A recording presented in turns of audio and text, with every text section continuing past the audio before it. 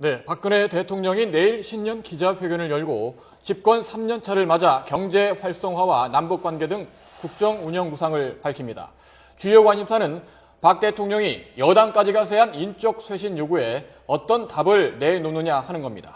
비선 실세 국정 개입 의혹 문건 파문에 이어서 김영한 전 청와대 민정수석의 항명 사태가 터지면서 비판의 목소리가 더욱 높아졌는데요. 전국 소식 최창렬 용인대 교수와 황태순 정치평론가와 함께 이야기 나눠보겠습니다. 네, 두 분 안녕하세요. 안녕하세요. 네, 박근혜 대통령 신년 기자회견 관심이 집중되고 있는데 여러 가지 상황도 그렇고요. 어떤 내용으로 구성될까요? 어떻게 보십니까? 아마 역대 이번에 네. 두 번째입니다만 사실은 신년 기자회견 어떤 기자회견이나 어떤 담화문 때보다 아마 대통령 마음이 천근만근 무거울 겁니다. 네. 막상 보면 당초 이제 1월 5일 날 이른바 정윤회 문건에 대해서 네. 이제 검찰 수사 결과 나왔고 네. 또 1월 9일 국회 운영위원회를 통해서 일정 부분 털고 그다음에 1월 10일 내일이죠. 그죠? 신년 기자회견을 통해서 그동안 대통령께서 조금 소통이 부족하다 하는 부분을 갖다 좀 만회하는 네. 그렇게 보면 좀 한 15분 정도 말씀하시고 거의 1시간 넘게 1시간 반 가까이 갖다 기자들하고 일문일답 하시겠다고 나름대로 굉장히 좋은 그림을 그렸는데 네. 그게 이제 김영한 항명 파동 때문에 스텝이 다 꼬인 거예요. 그러니까 사실 대통령께서 정상적으로 내일 원래대로 말씀하시려고 그랬으면은 1월 9일 운영위원회에서 다 털었기 때문에 네. 이제는 남북 문제, 특히 보면은 1월 1일 날 김정은이 분위기와 환경만 조정된다면은 최고위급 회담 못할 거 없다 네. 얘기하지 않았습니까? 또 올해 보면 분단 70년, 해방 70년 그런 어떤 남북 문제. 또 하나는 아무래도 대통령께서 심혈을 기울이고 네. 있는 경제혁신 3개년 계획을 포함한 네. 경제 활성화 이 부분에 말씀을 하셔야 되는데 문제는 김영한 항명 사태 때문에 모든 언론과 국민들의 관심은 청와대 인적 쇄신, 예. 청와대를 포함한 어떤 개각 예. 문제 이런 부분에 모든 것이 맞춰져 있거든요. 그러니까 대통령께서 과연 그렇다면 지난해 11월 28일 이후에 거의 지금 한 달 반 가까이 지금 우리나라를 쥐락펴락 흔들고 있는 이른바 정윤회 문건 사태와 관련된 예. 그런 총체적인 유감 표명을 하실 것인가. 예. 또 청와대가 국민들에게 이렇게 민낯을 보이면서 부끄러운 예. 모습을 보이는데 거기에 대해서 어떠한 사과와 유감의 표명을 할 것인가. 네. 여기에 관심이 보이는 것 예. 같습니다. 그러니까 지금 말씀하셨죠. 경제 활성화, 남북 문제 여러 가지 현안도 있습니다만은 관심을 끄는 부분이 과연 최근 불거진 그 비선 실세 의혹 그리고 청와대 내부에서의 그 항명 사태 이 부분에 대해서 어떤 입장을 내놓느냐 그 부분이 관심사인데요. 김영한 예. 수석의 이른바 항명 파동이랄까 예. 이게 없었더라도요. 역시 가장 중요한 관심의 대상은 인적 쇄신에 어떠한 반응을 내놓을까, 인적 쇄신 요구에 대해서 이게 가장 관심거리겠죠. 예. 그리고 청와대 이제 얘기가 됐던 김국주 실장을 포함한 이른바 3인방의 거취 문제 그리고 개각의 폭 이런 것들이 관심거리였는데 예. 최근에 이제 김국주 실장이 뭔가 이제 아주 그 기강을 다잡는 이러한 발언을 한 걸로 봐서 대통령의 뭔가 재심이 있었던 게 아니냐. 이래서 어떤 개각이라든지 또 청와대 개편에 대한 얘기는 좀 약간 수그러든 그러한 상황이었어요. 근데 예. 우리 황 의원이 말씀하신 것처럼 김영한 수석의 그 불거진 행동 때문에 그게 항명인지 나름의 말 못한 사정이 있는지 그건 모르겠으나 그건 별도로 하고 예. 아무튼 그것 때문에 인적 쇄신에 어떤 입장을 내놓을 것인가 인적 쇄신 요구에 대해서 이게 더 이제 관심거리가 됐는데 지난해 기자회견 때도 경제혁신 3개년 계획과 남북 얘기를 많이 하셨어요. 그때 남북 관계 개선. 올해도 전 마찬가지라고 봅니다. 역시 예. 가장 중요한 부분을 상당한 부분을 이제 경제혁신 문제, 경제 활성화 문제 그리고 남북 관계 개선에 할애할 것이라고 보여지고 역시 핵심은 이제 기자들의 그 일문일답 과정 속에서 지금 얘기되고 있는 이른바 비선실세 국정개입 의혹 사건이라든지 그리고 김영한 수석의 항명 파동 이런 것들에 대한 질문이 쏟아질 것 같습니다. 근데 중요한 거는 검찰 수사가 일단락이 됐고 국회 운영위에서 김기춘 실장이 사과를 했다고 합니다만 유감 표명을 했다고 합니다만 여전히 한간에 그런 의혹들은 여전히 남아 있는 거거든요. 그래서 지난해도 기자회견에 대해서 대통령 기자회견에 대해서 이 평가가 좀 엇갈렸어요. 상당히 긍정적인 평가도 있었으나 역시 미흡했다. 왜냐하면 지지난해 국정원의 대선계 의혹이나 철도 사태 파업에 대해서 별 말씀을 안 하셨거든요. 지난 1월 6일 날 기자회견 때. 올해도 또 그럴 것인가 아니면 적극적으로 인적 쇄신에 어떤 의지랄지 이런 걸 밝힐 것인지 그런 것도 좀 지켜봐야 될 것 같습니다. 예. 그렇다면 이 김영한 민정수석이나 그동안 청와대 비서진들의 그런 네. 행동에 대해서 사과라든지 어떤 입장 표명, 유감 표명이 좀 있을까요? 어떻게 보십니까? 굉장히 어려워요, 사실은. 대통령께서 사실 국정의 최고 책임자로서 사실 그 부분에서 딱 떨어지게 예를 들어 김용환 전 수석의 항명 파동에 대해서 책임지고 거기에 대해서 사과할 사람이 1차적으로는 김기춘 실장입니다. 예. 그것을 갖다가 어떻게 보면 대통령의 위임을 받아서 그걸 실무적으로 관장, 총괄하는 분은 실장 아니겠습니까? 예. 청와대에서. 근데 과연 어떻게 보면 일련의 그랜드 디자인, 또 보면 향후 남은 자녀 임기 한 3년 동안의 큰 디자인을 갖다 말씀하시는 그 순간에 그런 식의 딱 떨어지게, 뭐 예를 들어 김영한 전 수석이라든가 그런 어떤 기강의 해이 문제, 이런 어떤 뭐랄까 강론적인 부분까지 대통령께서 말씀하시는 것이 옳은가 하는 뭐 기본적인 그런 의문이 들고, 그러나 총괄적으로는 어쨌든 국민들에게 거의 낯을 들 수 없을 정도로 이러한 어떤 권력, 구중궁궐의 어떤 예. 치부 이런 것을 갖다 드러내 보인 데 대해서 국정의 최고 책임자로서 뭐 국민들께 송구한 마음으로 사과를 하고 또 거기에 대해서 뭔가 심기일전을 하겠다는 그런 각오를 한다면 국민들 입장에서 강론적 부분까지 아마 대통령께 따지어 묻지는 않을 거예요. 예. 국회 운영위에 출석했던 김기춘 비서실장이 자리에 연연하지 않겠다라는 말도 했고요. 여러 가지 사태와 관련해서 김기춘 비서실장이 책임을 져야 된다는 목소리가 있는데, 그렇다면은 어느 선에서 어떻게 책임을 져야 되는 겁니까? 근데 김기춘 비서실장의 그 거취 얘기는 뭐 특히 이번뿐만이 아니었잖아요. 2013년도 8월에 이제 취임을 했어요. 대통령 비서실장으로.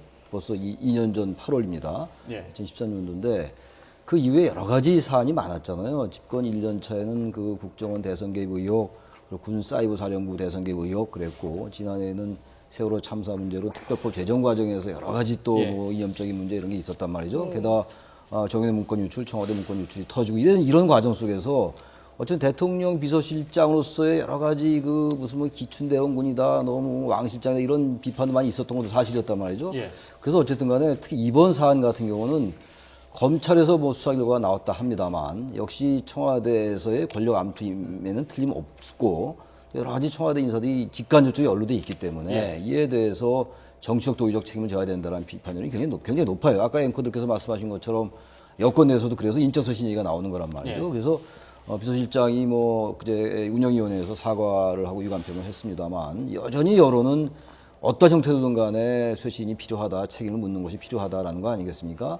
그렇다면 이제 그 부분이 내일 기자회견에서 어떻게 나타날지 모르겠으나 지금까지 분위기로 봐서는 아직은 유임시킬 것이 아니냐 이런 여론이 좀 높은 것 같긴 해요. 그럴 예상들이 높긴 한데 바로 이제 며칠 전에 그러한 일 때문에 청와대 그 민정수석의 그 항명 사태 때문에 다시 기류가 바뀔지 모르겠습니다만 어쨌든 그럼에도 불구하고 예. 여러 여론이 지금 김기춘 실장의 문제 그리고 이른바 문고리 3인방은 퇴진시켜야 된다는 여론이 높지 않습니까? 전 소통의 원칙은요, 소통의 출발은 바로 그러한 여론에 귀 기울이는 것이 설령 그 이른바 문고리 3인방이 전혀 잘못이 없다 하더라도 검찰 수사 결과는 잘못이 없는 걸로 나온 거 아니겠습니까?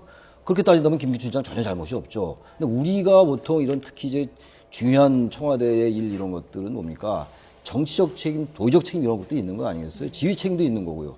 그래서 어쨌든 1차적으로는 그런 분들에 대해서 거취를 결정을 하고 사퇴를 시키든지 본인들이 하든지 이렇게 해서 그래야지 어떤 이 단추가 열리기 시작하는 거죠. 그렇지 않고 그런 부분들이 그냥 고정 상수로 있고 다른 부분들을 만약에 개각을 소폭 개각이든 중폭 개각이든 한들 그게 과연 국민들의 여론을 반영시킬 수 있을지. 그래서 내일 기자회견에서 보다 전향적인 그러한 대통령의 입장 표명이 필요하다고 저는 생각을 합니다. 청와대 3인방까지 말씀하셨는데 동의하십니까? 예, 동의합니다. 예.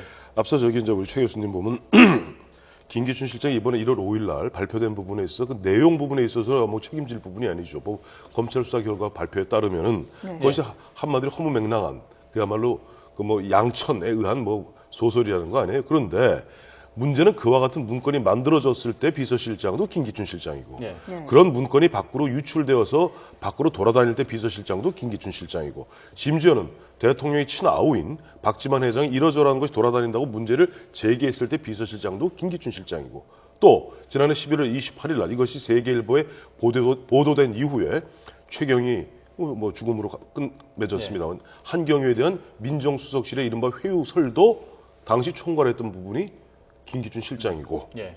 이건 뭐냐니까 최소한 이 관리자로서 100% 책임을 져야 됩니다. 그리고 앞서 말씀하셨던 문고리 뭐 3인방 보니까 뭐 여당에서는 그 문고리 표현이라 쓰지 말라고 그러대요. 근데 문고리 뭐 통칭 문고리 3인방 부분에 대해서는 상황이 여기까지 왔을 때부터는 이거는 더 이상 있으면은 대통령께 누가 됩니다. 왜냐니까 지금 어제자 한겨레 신문의 보도에 따르면은 이것이 지금 김영한 전 수석의 항명이라는 것이 돌출적으로 나온 것이 아니라 네. 이번 비선 실세 국정농단 의혹을 수사하는 과정에서 민정수석은 제외시킨 상태에서 비서실장이 민정비서관 데리고 이렇게 만든 가운데 불평 불만이 터져서 사실상 김영환 수석 입장에서는 내가 하지도 않고 내가 소외됐고 나도 모르는 일에 대해서 왜 나보러 국회 나와서 나중에 혹시 위증하게 되었을 경우 감옥 갈 수 있는 그런 얘기를 하라 말이냐라는 그런 취지로 보도가 나왔어요. 예. 그렇다면 이러한 사태가 벌어졌고 그 핵심에 여전히 문고리 3인방 김기춘 실장이 있다면은 이거는 대통령께 누가 되지 않기 위해서 대통령한테 그랩이라고 그러지 않습니까? 국정 장악력을 다시 회복시켜드리기 위해서라도 자리에 물러나는 것이 16년 동안 대통령을 갖다 어렵사리 보좌해온 저는 이 3명의 측근 참모들의 예. 자세라고 봅니다. 네.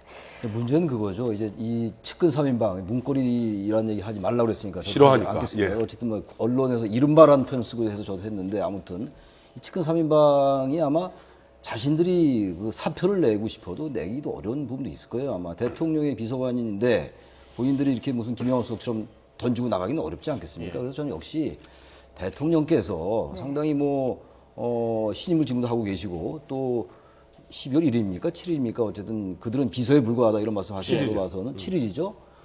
역시 그 측근들에 대해서 상당한 신뢰를 갖고 계시는 것 같아요.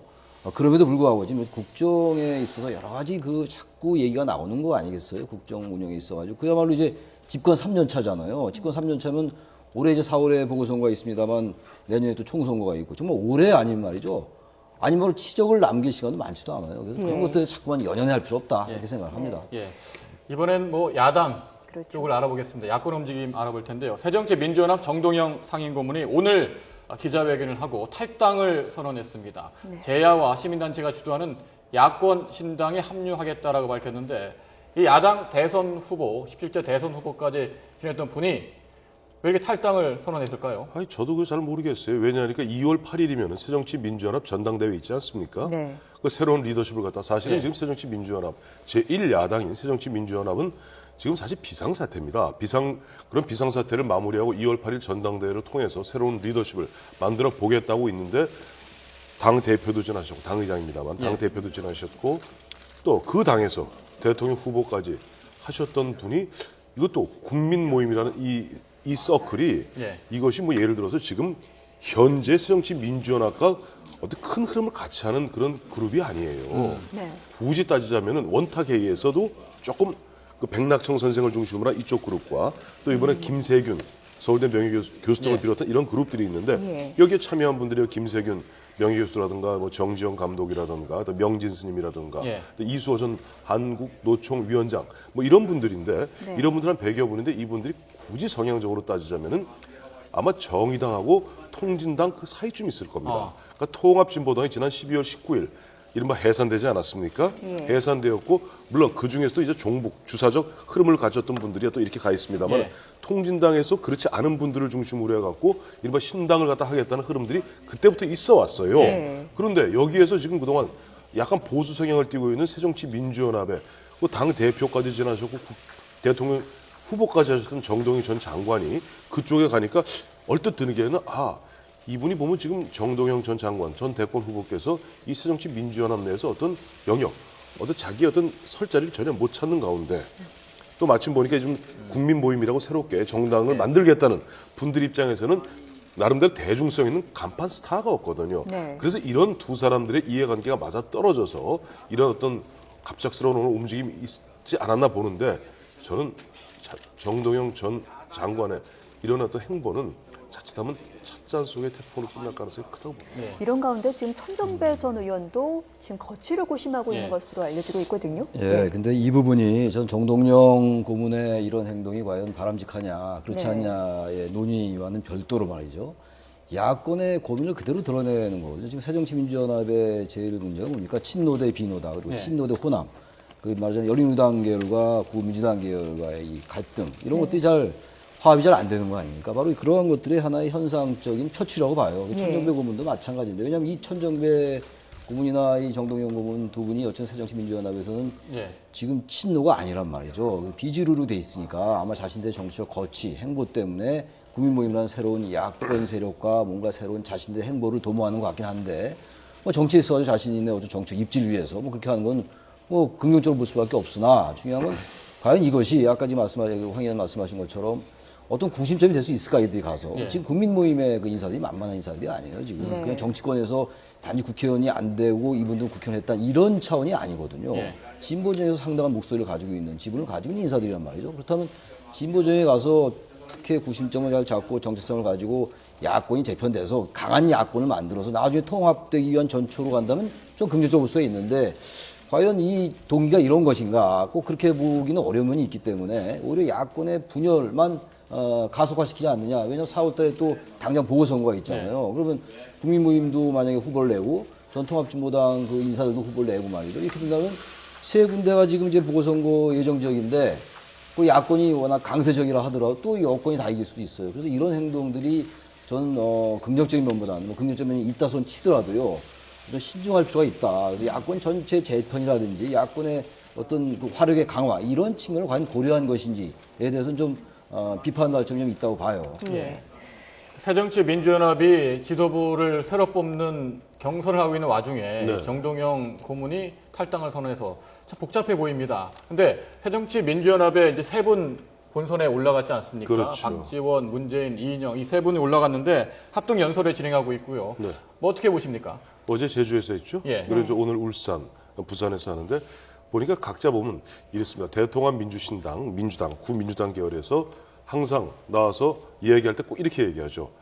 김대중 노무현 두 분 전직 대통령과 돌아가신 고 김근태 동지에 이렇게 표현합니다. 그것이 바로 현재 대통합민주신당의 큰 세 줄기의 뿌리를 얘기하는 거예요. 거기에 마침 김대중 대통령 비서실장하던 박지원 의원, 다음에 문재인 의원, 노무현 대통령 비서실장이죠. 다음에 민평련, 돌아가신 김근태 의원의 사실상 정치적 적자라는 이인영 의원 나왔는데 저는 이 세 분들이 각자 보면은 문재인 의원 같은 경우는 자 누가 간판이 되어야지 우리 당이 대선에서 이길 수 있느냐 할 수 있는 말씀이에요. 또 박지원 의원 나는 이기는 DNA를 가졌다. 근데 대선 후보 나갈 분이 당권까지 잡아서 상처받는다. 나를 뽑아달라. 이인영 의원이 아니다. 지금 우리가 친노, 비노, 호남, 영남 이렇게 갈라서 될 일이 아니다. 그야말로 판때기를 바꿔야 된다. 불판을 바꾸듯이 판때기를 바꿔야 되고 세대 교체 이루어야 된다. 이인영 의원도 알고 봤더니 52살이더라고요.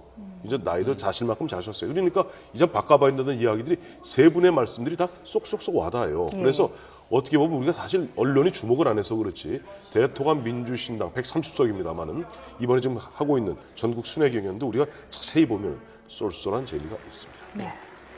근데 문제는요, 이 소소한 재미가 있는 건 열심히 봐야지 느끼는 거고, 국민들이 이렇게 열심히 볼 의무가 별로 없단 말이죠. 그래서 중요한 건 지금 이인영 의원이 나왔어요. 52이지만 어쨌든 세대 교체의 기치를 두고 나왔기 때문에 이게 재미가 있으려면요, 뭔가 이 예상치 못할 이 승부로 가야 재미가 있는 거죠. 뻔한 승부는 별로 재미가 없단 말이죠. 그래서 이인영 의원이 뭔가 세대 교체를 가지고 당 전당대회에 무슨 새 활력을 불어넣는다면 이 흥행에 성공할 수가 있고 어느 정도는 그렇지 않고 여전히 그냥 친노 대 비노 구도로 가고 아까 말씀하신 그 세 구도로 간다면 여전히 큰 주목받기 어렵다 이렇게 보여집니다.